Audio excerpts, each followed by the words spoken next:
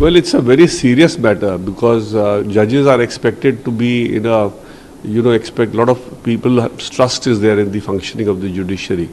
And if this kind of cash is discovered in the residence of a judge, either this is a matter which is almost a week old now, so probably there is no explanation forthcoming from the judge. And if there is no explanation forthcoming, then has to be taken very seriously. And in my view, transferring is not a solution.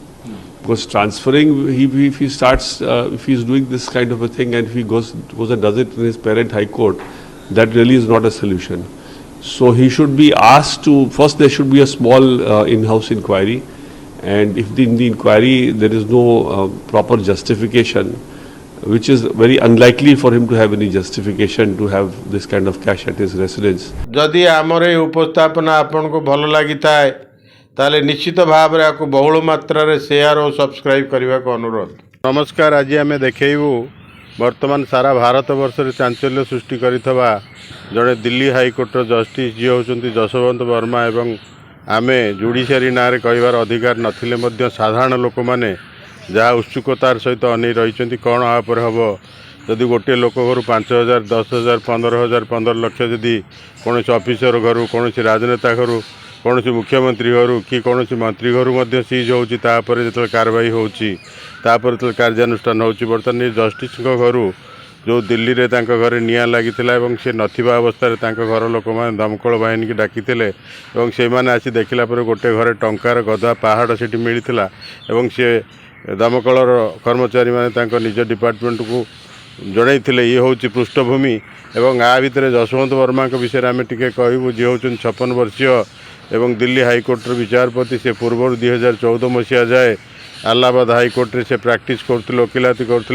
14 मसीह से additional जज रूपे से posting है परवर्ती अवस्था permanent 2021 पर्यंत से कार्य करी परफॉर्मेंस से दिल्ली हाईकोर्ट को बदली होते 2021 एपर्यंत से अच्छा एठी कथा उठुची यापर चीफ जस्टिस ऑफ इंडिया कौन कार्यानुष्ठान नेले कलिजियम कौन कार्यानुष्ठान नेले से भितर जो इलाहाबाद हाईकोर्ट को पुणी प्रत्यावर्तन कर देश सारा बर्तमान प्रतिक्रिया सृष्टि होती साधारण लोकटे जो जुडिशियरी जो पुलिस उपर तार भरोसा पाऊनी ऑफिसर उपर भरोसा पाऊनी सबुठी लांच सबुठी दुर्नीति सबुठी पैसा रिश्वत सबू चली से अनेक रोचे जुडिशियरी हजूर को पाखे मान्यवर पाखे मी लॉर्ड माई लॉर्ड को पाखे निश्चित मिले जो भरोसा अच्छी बर्तमान से ही माई लॉर्ड को घर जदि एत विपुल परिमाण अर्थ बरामद होउचे तार सोर्स कौटू आसुना केते अमाउंट कहुना जहाँ को इलाहाबाद हाईकोर्टर वकिल मैंने कहते 15 कोटी अधिक जहाँ असमर्थित सूत्र प्रकाश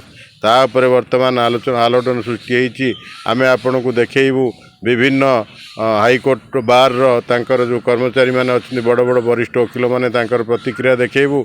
एक सामान्य कर्मचारी के घर पे 15 लाख रुपया मिलता है तो उसको जेल भेजते हैं। एक जज के घर पे 15 करोड़ रुपया कैश मिल रहा है, उसको घर वापसी का इनाम दिया जा रहा है।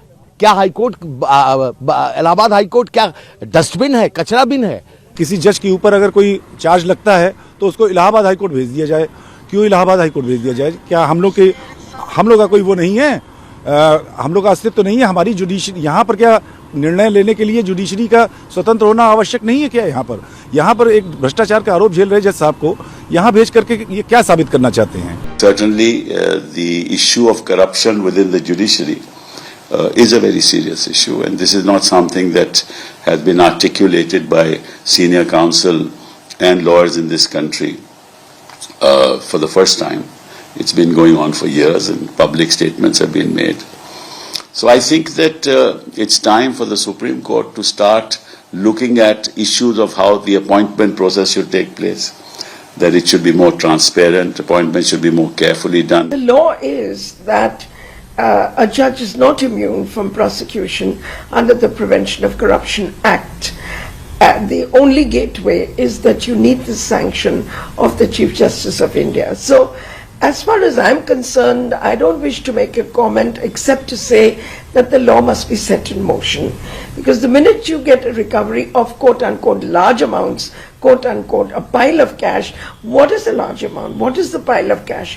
We are just going by rumors. Well, I think the Honorable Supreme Court is absolutely right and prompt and have taken the action in the interest of the judicial system. And the action of the Honorable Supreme Court is also in the interest of the nation. It's the interest of the nation ultimate which must be kept in mind. Judiciary में corruption एक सर्वविदित वो है कि judiciary में corruption है और आज से नहीं है, बहुत पहले से है। और हमारी जुडिशरी के जो महामहिम हैं जिनको इसके ऊपर एक्शन लेना चाहिए उन्हें भी मालूम है, लेकिन इसको ठीक करने के लिए और करप्शन को दूर करने के लिए कोई ऐसा उपाय नहीं किया गया आज तक कि ये दूर हो सके। करप्शन बढ़ती जा रही है और आम आदमी को इसका फल भुगतना पड़ता है। आजकल तो लोग यहाँ तक कहते हैं कि बजाय in the court of Shri so and so वो ये लिखना पसंद करेंगे in the shop of Shri so and so. ଏବଂ ସରକାର ଆ ଉପରେ ମଧ୍ୟ କିଛି କରିପାରିବେ ନାହିଁ। ତା ଉପରେ କରିବାର ଏକମାତ୍ର କ୍ଷମତା ହେଉଛି ଚିଫ୍ ଜଷ୍ଟିସ୍ ଅଫ୍ ଇଣ୍ଡିଆ ଯିଏ ହେଉଛନ୍ତି ମାନ୍ୟବର ଜଷ୍ଟିସ୍ ସଞ୍ଜୀବ ଖାନ୍ନା। ସେ ମଧ୍ୟ ତାଙ୍କର କଲିଜିୟମ୍ ବେଞ୍ଚ ଯେଉଁ 5 ଜଣିଆ ବେଞ୍ଚ ସେ ତା ଉପରେ ଇନକ୍ୱାରି ଆରମ୍ଭ କରିଛନ୍ତି ଏବଂ କ'ଣ କାର୍ଯ୍ୟାନୁଷ୍ଠାନ ନେଉଛି ଏପର୍ଯ୍ୟନ୍ତ ପୁଲିସ କିମ୍ବା ତାଙ୍କ ଉପରେ କୌଣସି ମାମଲା ହେଇନାହିଁ କି ତାଙ୍କୁ କାର୍ଯ୍ୟରୁ ଅନ୍ତର କରାଯାଏ ନାହିଁ। ଯାହା ସାଧାରଣ ଲୋକଟେ ହେଇଥିଲେ ମଧ୍ୟ ଏଇ ଜିନିଷ ତାଙ୍କ ଉପରେ ଲାଗୁ ହେଇଥାନ୍ତା, ଏଇ କାର୍ଯ୍ୟାନୁଷ୍ଠାନ ଲାଗୁ ହେଇଥାନ୍ତା। ତେଣୁ ବର୍ତ୍ତମାନ ଆପଣ ଶୁଣନ୍ତୁ, ବିଚାର କରନ୍ତୁ कौन चली जितेबाला आम देखुचे जे ऑफिसर माने रिश्वत नौचंती, मंत्री माने रिश्वत नौचंती, मुख्यमंत्री समस्त विचार करुवा जो विचारालयर जी अधिपति सी जदि आ भितर लिप्त हे ताले आपण क्या कहे। जदि यह भल लगी था निश्चित भाव में आमर उपस्थापन को आप बहुमात्रा सब्सक्राइब शेयर और कमेंट करने लगी अनुरोध।